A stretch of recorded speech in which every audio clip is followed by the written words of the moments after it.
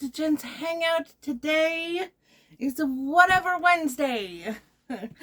So what are we gonna do? I'm really sick, you guys, just so you know. So if I seem a little off, that's why. I'm really excited to do this video though. I've been wanting to do some other videos with the things. I mean, I am more than makeup, right? We're all more than makeup. But I have an appreciation for all things beauty, all things art, whatever that may be, because that is in the eye of the beholder, right? So there can be so many different things that we can do, and it doesn't just have to be art. Like, I mean, cooking to me is an art. People call these things hobbies a lot of times, you know, like knitting and crocheting and painting and stuff like that. And I mean, granted, painting is art, is an art form. Everybody considers that an art form. But like fiber crafts, which is knitting and crocheting, and even like macrame, cross stitch, all that stuff kind of goes into that realm of things, sewing, that kind of stuff. They don't necessarily consider it art. I do. Because the things that are created with that are amazing. I mean, you guys have seen what my mom does for art. We have showcased that several times on here with her pine needle basketry. That I just can't remember. I can't wrap my brain around that. So she'll be featured for those, because no, it's like she tried to teach me years ago how to do cross stitch, and I can do like the little tiny ones that aren't supposed to take very long, but they take me days to do, because I can't do counted cross stitch. I can't. My brain just won't focus on it, and it's the ADHD stuff.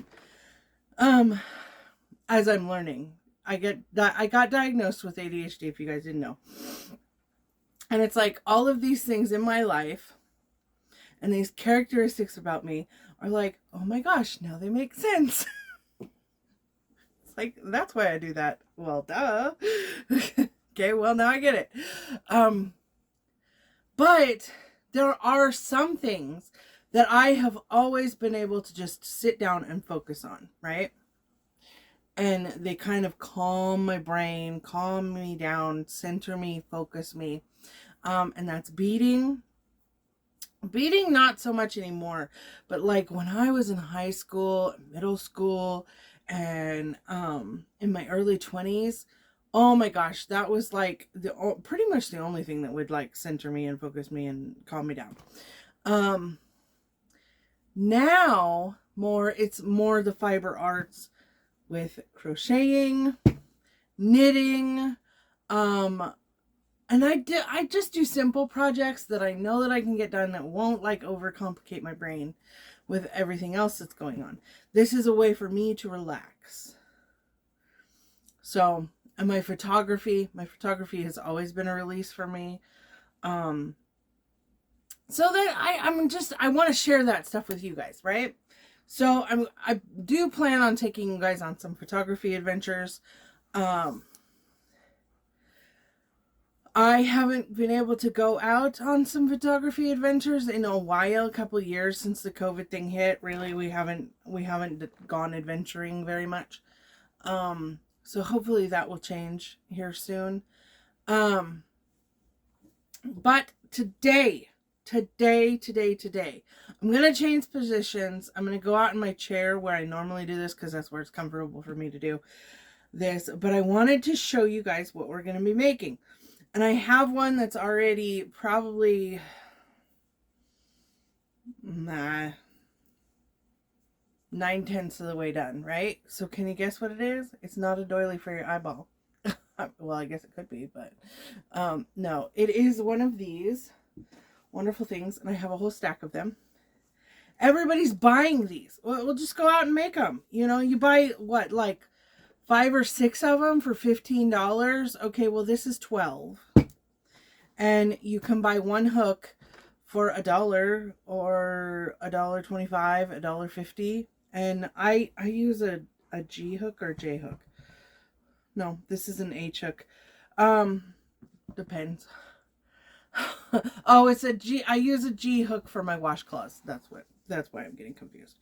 But this is what it is. They're reusable cotton pads, guys, for your toner and all of your stuff, for your essences and whatever else you use for cotton pads. The only thing I wouldn't use these for is nail polish removal. That I would say go ahead and use the disposable ones because that'll ruin anything, right? But everything else that you use a cotton pad for, here you go. And then I just, and this is what I do, okay? So I have, and you can get these at Walmart, you can get them at Shop Miss A, wherever, right? I stick all of my beauty sponges, my makeup erasers from wherever, all my beauty sponges and my reusable cotton pads all go in here. When they're dirty, I just stick it right here, and then when they're dirty, I plop it in there, and then when this thing gets full, not like to the top full, but you know what I mean, I throw it in my washing machine. Boom, throw it in my washing machine, and then I hang it dry. And then I bring it back in here and I put everything away. There you go. Bob's your uncle. It's also called a bra bag. Or for nylons, a nylon bag. They've used them for eons. That one is an old nylon bag that I've had. I think it was my grandmother's. That's how old it is. But you can still get them. I know that Shop Miss A carries them. They're just a mesh bag. You put your stuff in there and it washes everything. It's beautiful and everything comes out clean as a whistle. Like these, I just pulled these out of that bag because they were in the wash, right? And granted, this one is stained, but I mean, clean as a whistle, and they're all disinfected. I throw them in with my whites so they get really good and clean. And then, like I said, just hang it dry. Okay, so enough of that. This one I will finish while we're doing it. But I'm going to show you how to cast on and how to knock out one of these rounds really quickly, like super quickly. So we're going to get into it. I'm going to take you guys out to the other room and we're going to knock this out. So we'll be right back. Okay, here I am. You're in my chair with me. So here we have our cone of yarn. You can also get a ball of yarn. This is 100% cotton yarn. I think this is peaches and cream. And it's just plain white because, like I said, I wanted to make the reusable cotton rounds out of this. So I can make hundreds of them out of this. So what I am going to do is I'm going to take a couple, don't worry, you'll use all of that. So what you do is you make a little slip knot or a little knot. It doesn't really matter how big. Well, you don't want to make a huge knot, but you want to make a decent enough knot at the end of your string of your yarn, so that it will not be that big, I promise. I'm just giving myself enough space to tie it.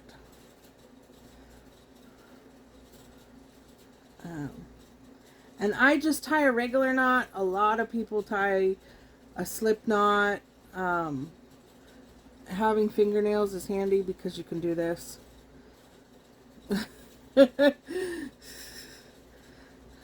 If you have, they make little thimbles that have like a fingernail on them, and those are really handy too. You can also do this trick and stick your crochet hook in there just to hold the shape, right? Because that'll be the size that you need to be able to get your hook in there. And remember, this is an H or an 8. So that's what we're using. I hope you guys can see that.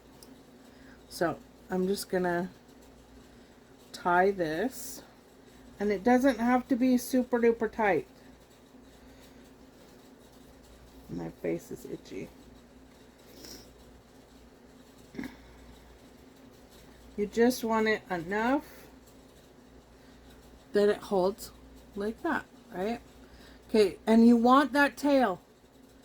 Trust me, you want that tail. It's something to hang on to, if nothing else. So, then what you do is you come over here, right, and you hold it kind of like this. Can you see? I'm right-handed, so I'm using my right hand. So, I'm going to go in with my crochet hook into my hole, into my loop, right? And I've got this. A lot of people, will wrap it around their pinky like that.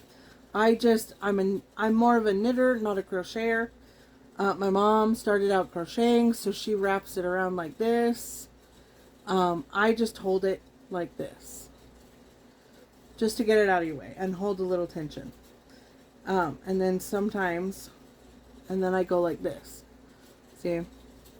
So it just kind of lays in my hand. And then I grab my tail with these two fingers, my middle finger and my thumb. And I hold that. And then I go in like this. And you go over the top of your string, down. So if you can see how my string looks, this is also how I start knitting. So that's where my technique comes from. So crocheters, don't come after me. My great grandmother used to show me how to do a chain. I could do a chain 5 miles long, but I couldn't connect it to anything. This is how I figured out how to connect myself. So, okay. So once I learned how to knit, I figured out how to crochet. So she would be proud. Anyway, and I'm a continental knitter, not a thrower, and there's a difference. One day I'll show you. So this is how my hands look when I am about to start my crochet. Okay, so you go down like this across, and then you'll come up through the back like that. See how that looks? And then you'll grab that with your hook. Grab it with your hook. And you see? And you'll pull it through. So you've just created another loop. Okay? Now, what do you do with that loop? You do the same thing. You go down, under, grab it. You kind of twist over the top, right? Because you're grabbing that. And now, and you always want to hold tension with that. So now you'll go and you will pull it through that. I'm trying to get it on the camera. Try and get it on the camera. See, and you've just created your first chain. So you're going to do that. We're going to do 4 chain stitches. So I don't count my loop as a chain stitch. So that's just my start. So we've done 1 so far, right? So we're going to go 2, 3, 4. Okay, so now we have this chain, right? Now we got to connect it to itself, right? So we're going to go in here to that first, I guess I need to kind of, maybe turn you this way. Yeah. We'll see how that works. Okay, so you need to go into that first hole right there. And you see that first hole right there? Come on, Missy, focus. Anyway. So you'll go into this first hole right here, and with your crochet hook, right? First hole. So you've kind of created this, right? This part gets really messy and it looks really ugly, but you'll get it. Okay, so this is what you do, right? You've got this loose. What do I do with this? Okay, so now you're just going to chain it again, right? But this is where you call it crocheting. Right? Okay, so you're already down. You're already facing down. I've just brought my 2 loops together. That's all I've done. The one at the end that's loose over here, and then this one. I've just brought them together a little closer. And now I'm going to create a loop or a chain stitch like this. And I'm going to pull it through both of those loops. Right? Haha, ta-da! I created a circle. Okay? Now, I have that extra tail, so I'm going to crochet that in. So I'm going to pinch like that. Pinch those 2 together and just create that. So now I'm going to go into the next hole over here. Right? And I'm going to go like this. This is kind of cumbersome to get that extra stitch there, right? Okay, so now I have 2 stitches. Oh no, what do I do? Okay, now you go down, create that stitch, again, pull it all the way through, and just do it slow and wiggle however you need to do it, right? And now it's one stitch. So you're just going to do that all the way around, all the way around, all the way around, all the way around, all the way around, all the way around, right? You're just going to keep doing that. And see what I mean? It looks like a fuzzy ball of mess. It'll start to take shape. So we're going to go into that next hole like this. Grab a chain like that. Create those 2 stitches. Up and do this. New stitch, right? So we're creating, and you can go into the middle, but you don't have to. And sometimes going into the next stitch can be a bit of a pain in the tuchus. So, okay. This first part, it's kind of cumbersome because everything is just right there. So you got to kind of, I ended up grabbing. So here's what I'm going to do. Just pull that out. You see I split my yarn there. So I'm just going to do that. I still have my 2 stitches. So feed that through. There. Still have my 2 stitches. Sorry, my carpal tunnel's acting up. I should have my braces on for this.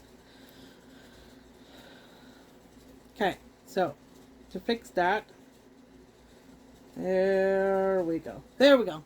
Okay, all better. So we're just going to do this around.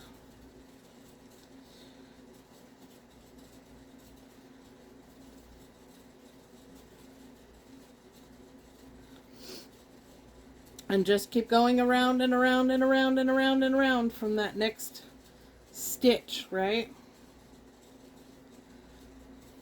See how it's growing? You're just going to go around and around and around and around and around, right? Until you get to, this is my crochet hook and sewing, not sewing, but my yarn needle storage, all that stuff. But until you get to your desired width, you know, your desired circumference. So this is a handy little tool to tell you what size your knitting needles are or crochet hooks. See, it'll tell you. And then it also gives you a ruler, quick little ruler.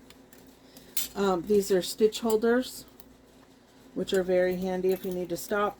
This is for my knitting loom. Always keep a pair of scissors. These are folding scissors, which are nice. Extra J hook, and then all of my crochet hooks all store in here. So, and I just, it's a nice little pouch. It wasn't very expensive. I got it at Walmart. So, it keeps everything nice and neat and orderly. So, I'm going to do my rounds on this and get it to my desired width around, and then I'll show you how to cast off, and we'll go from there. I wanted to also point out that, like here, sometimes to make your curve, okay, you see how I have a bigger hole?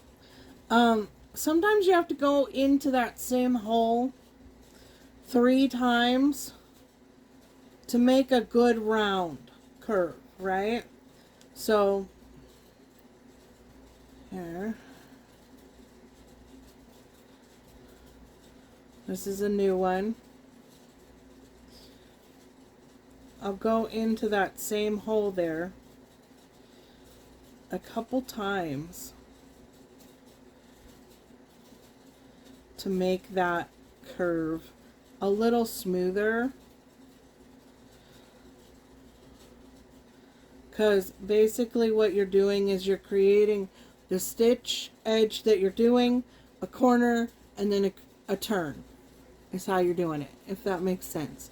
So, and it'll lay a little flatter as well. But that middle part is going to look like a mess no matter what. It's not going to be real dainty and pretty. At least I haven't found out a way to make it better.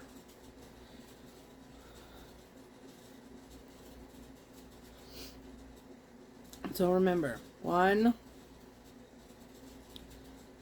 2, 3. Next hole. 1, 2, 3. Next hole. 1, 2,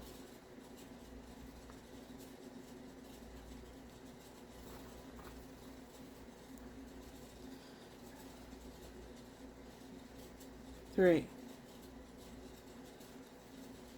Now see? There you go. So just keep doing that until you get to your desired width around, and then, like I said, I'll show you how to cast off. Okay, I ended up having to put my brace on. So I have reached my desired length. Width. It only took me. This one is a little lacier than I prefer, but it will still definitely work. It will absolutely work. But I'm going to show you how to cast off. It's really easy, right? Casting off for a crocheter is the easiest thing in the universe. It's simply tying knots. That's all it is. And then tucking your extra into your work. If you have any extra line, which you will. Okay, so what I do is I grab my knot like this and hold tension, and then I hold tension with my finger. That's just how I do it. However you can hold tension, because these are not the sharpest scissors. I recommend getting stork scissors. They're much sharper. And if you have eyelashes, if you wear eyelashes work. Eyelash scissors work too. And then you just tie your knot. If you're not all thumbs like me with this stupid brace on.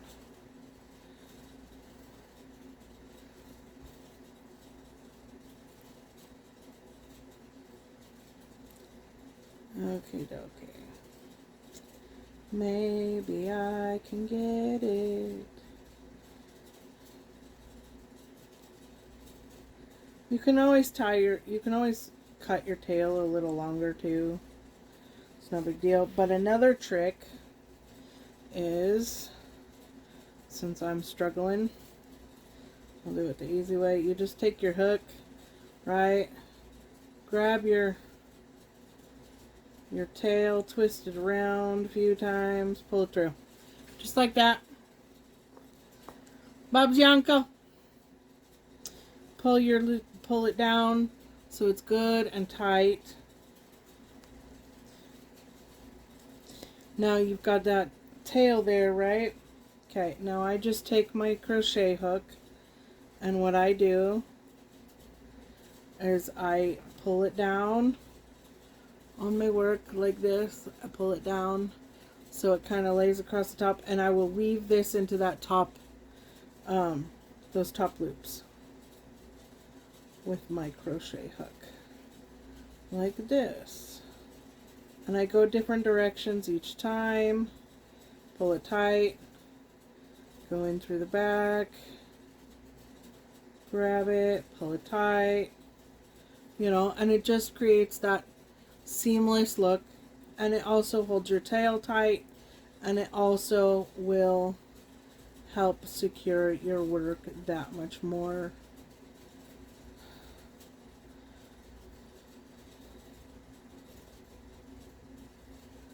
One more, probably do it.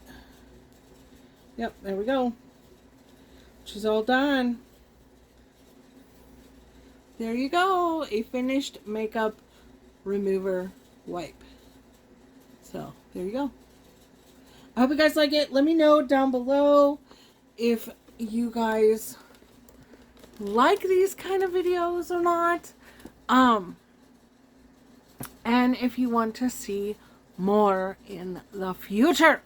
So don't mind my mess back there. That's my lotion and my pretzels. So I will see you guys later. I love you so much. Bye.